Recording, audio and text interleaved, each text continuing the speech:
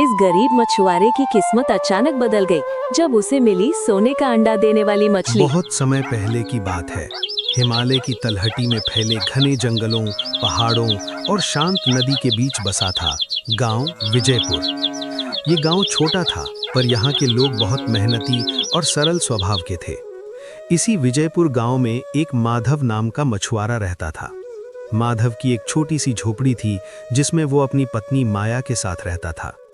झोपड़ी छप्पर की थी जिसमें टूटी दीवारों से गरीबी का दर्द साफ दिखता था। लेकिन माधव दिल से बहुत साफ था। मेहनती और ईमानदार होने के बाद भी उसकी किस्मत उसका साथ कभी भी नहीं देती थी।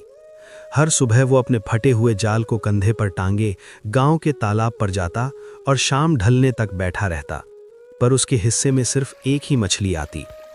एक सुबह माधव तालाब के किनारे बैठा आसमान की तरफ देखकर बोला, हे भगवान, मेरी किस्मत इतनी खराब क्यों है?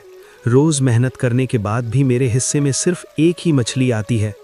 क्या मेरी मेहनत में कोई कमी है या मुझे किसी और परीक्षा से गुजरना होगा?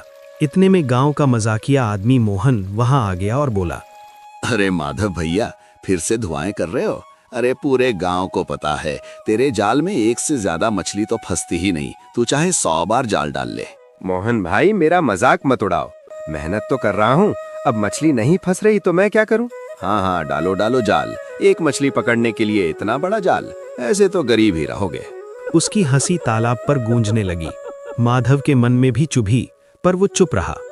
किस्मत मानो उसके सामने मुंह चिढ़ा रही थी। कुछ देर बाद जाल हिला और हमेशा की तरह सिर्फ एक छोटी सी मछली फंसी थी। मोहन ने कहा, लो, फिर साबित हो गया ना तेरे बस की नहीं है मछली पकड़ना। चल घर जा अब। और वो मजाक उड़ाता हुआ चला गया। शाम तक और कोई मछली नहीं मिली। थका हारा माधव घर लौटा और माया को मछली देते हुए बोला, माया, आज भी सिर्फ एक ही मछली मिली है। क्या कल भूखे रहना पड़ेगा? क्या फायदा ऐसी मछली से? दूसरे मछुआरे भर भर कर मछलियां लाते हैं और तुम बस एक ही। इससे तो मेरा पेट भी नहीं भरता। तुमसे शादी करके मेरी किस्मत ही फूट गई। माया, गांव वाले ताना मारे तो सह लेता हूँ, पर तुम कहो तो दिल फट जाता है। मैं रोज मेहनत करके जाता हूँ और सारा दिन तालाब के किनारे जाल लगाकर बैठता हूँ, पर मछली नहीं फंसती तो मैं क्या करूँ? तुम कोई दूसरे तालाब पर क्यों नहीं जाते? गांव के बाहर इतने सारे तालाब हैं। सब तालाब राजा के अधिकार में है और जंगल में है। वहां पर बहुत खतरा है माया। मुझे कुछ नहीं पता। तुम चाहे जैसे भी बहुत सारी मछलियां पकड़ कर लाओ, वरना मैं तुम्हें छोड़कर चली जाऊंगी। ये सुनकर माधव का दिल टूट गया। अगली सुबह माधव निराश होकर तालाब जा रहा था। तभी रास्ते में उसकी पड़ोसी दादी मिल गईं। अरे माधव, कल फिर तेरे घर झगड़ा हुआ क्या? हाँ दादी, माया मुझसे नाराज है। अब आप ही बताओ, मैं रोज सुबह मछली पकड़ने के लिए जाता हूँ और सारा दिन तालाब के किनारे जाल लगाकर बैठता हूँ और शाम तक केवल एक ही मछली फंसती है, तो इसमें हमारी क्या गलती है?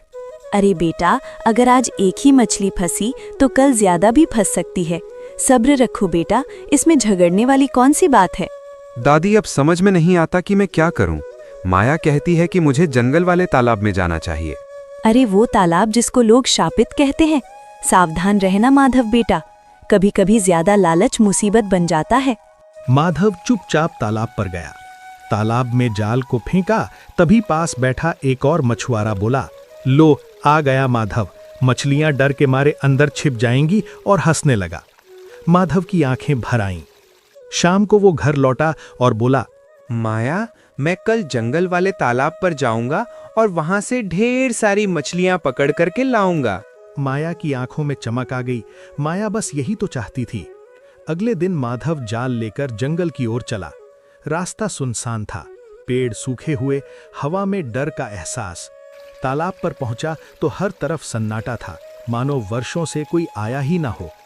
माधव कांपते हाथों से जाल फेंकता है। कुछ ही क्षणों में जाल में एक चमकते हुई मछली फंस जाती है। माधव उसे डलिया में डालता है और तभी मछली एक सोने का चमकता अंडा देती है।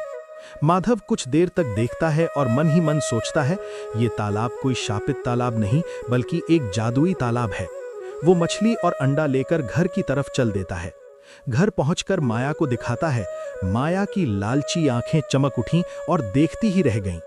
एक मछली और एक सोने का अंडा। सोचो, रोज अगर ऐसा मिले तो हम अमीर बन जाएंगे। हम आपसे पहले ही कह रहे थे कि उस जंगल वाले तालाब को जाओ। देखो, मिल गई ना सोने की मछली और उसका अंडा भी। अगले दिन फिर से माधव को एक मछली मिलती है और एक सोने का अंडा। धीरे धीरे माधव और माया के दिन बदलने लगे। झोपड़ी की जगह माधव की पक्की हवेली, नौकर चाकर हो गए। गांव में सभी से सम्मान मिलने लगा। लेकिन माधव की पत्नी माया का लालच बढ़ता जा रहा था। एक दिन माधव बाजार में था, तभी उसे पड़ोसी दादी मिल गईं और उन्होंने माधव से पूछा, अरे माधव बेटा, अब तो तू बहुत अमीर हो गया, पर तेरी पत्नी बहुत घमंडी हो गई है बेटा। सीधे मुंह किसी से बात भी नहीं करती है। मैंने देखा कल एक भिखारी आया था और तेरी पत्नी से भीख मांग रहा था। तभी तेरी पत्नी ने उसे भीख देने की बजाय उसे खरी खोटी सुनाई और भगा दिया। दादी, माया ने बहुत गलत किया। उसे उस भिखारी को भीख दे देना चाहिए था। मैं उसको समझा दूंगा। उसको ऐसे नहीं करना चाहिए, क्योंकि मैं भी पहले बहुत गरीब था। अब अमीर हो गया तो क्या किसी भिखारी को भीख भी ना दूं? माधव हैरान हो गया। रात को उसने लेटे हुए माया से कहा, माया, तुमने कल किसी भिखारी को बिना भीख दिए ही भगा दिया था। माया, गरीबों का अपमान और मजाक नहीं करते हैं। हम भी कभी गरीब थे। जब हम गरीब थे तब किसी ने हमारी मदद नहीं की। अब मुझे किसी से सहानुभूति नहीं चाहिए। मैं क्यों भिखारियों को भीख दूं? क्या मैं गरीब थी तो कोई मुझे कुछ देने आता था?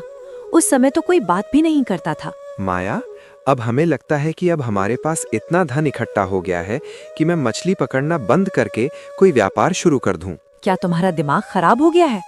हमें धन मछली के अंडों से मिलता है। तुम तालाब जाना बंद कभी भी बंद नहीं करोगे। नहीं माया, अब कुछ भी हो जाए, मैं कल से उस तालाब को मछली पकड़ने नहीं जाऊंगा। ठीक है, पर मेरी एक बात सुन लो। तुम रोज तालाब को जाते हो और एक सोने की मछली और एक सोने का अंडा लेकर आते हो। अगर एक मछली एक अंडा रोज देती है तो सोचो, अगर सारी मछलियां तुम तालाब से एक साथ निकाल लाओ तो बहुत सारे सोने के अंडे मिलेंगे। तुम पागल हो गई हो माया, ये तुम क्या कह रही हो? तुम्हें पता भी है वो एक जादुई तालाब है। अगर कोई अप्रिय घटना हो गई तो हम क्या करेंगे? अगर तुमने तालाब पर जाने और सारी मछलियां और उनके अंडे एक साथ लाने से मना किया तो मैं जहर खा लूंगी।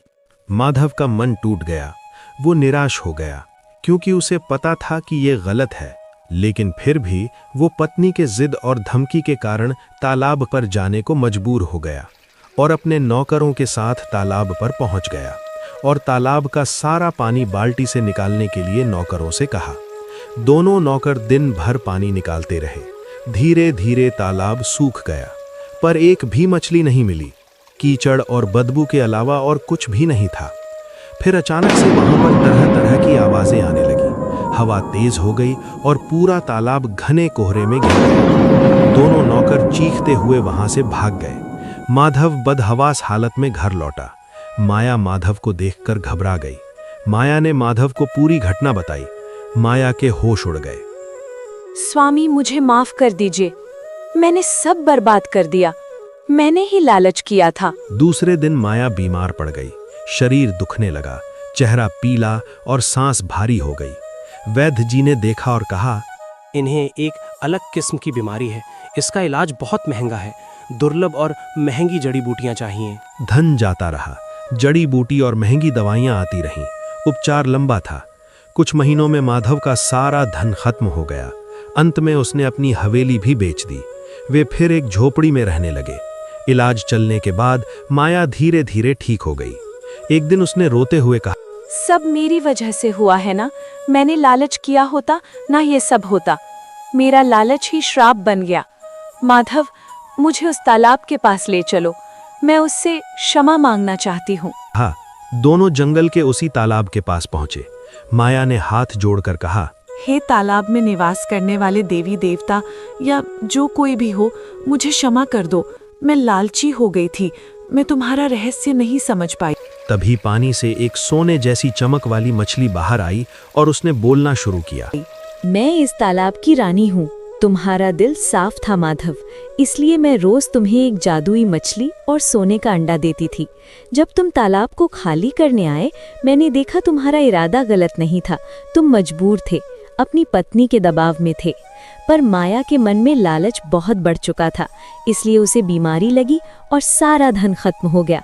पर आज तुम दोनों के दिल में पश्चाताप है, इसलिए मैं तुम्हें एक और मौका दे रही हूँ। ये सोने का अंडा लो और इसे बेचकर व्यापार शुरू करना, पर याद रखना कभी लालच मत करना और इस तालाब के पास अब मत आना। ये कहकर वो पानी में गायब हो गई। माधव और माया सोने का अंडा लेकर घर लौटे। उन्होंने उसे बेचकर एक अच्छा व्यापार शुरू किया। धीरे धीरे उनका व्यापार सफल हुआ। वो फिर से गांव के सबसे सम्मानित लोगों में गिने जाने लगे। उन्होंने फिर से अच्छा सा मकान खरीद लिया। माया अक्सर कहती, काश मैं पहले समझ जाती तो इतना सब नहीं होता। माधव मुस्कुराकर कहता, जो होता है भले के लिए होता है। अगर तुम्हें लालच का सबक नहीं मिलता तो हम कभी नहीं बदलते। तो प्यारे दोस्तों, इस कहानी से हमें यही सीख मिलती है कि हमें कभी भी मुफ्त की संपत्ति का लालच नहीं करना चाहिए, और अगर हमारी मेहनत की कमाई से बनी हुई संपत्ति है तो उस पर कभी भी घमंड नहीं करना चाहिए। कहानी अगर पसंद आई हो तो वीडियो को लाइक करके चैनल को जरूर सब्सक्राइब करिएगा। आपका बहुत बहुत धन्यवाद।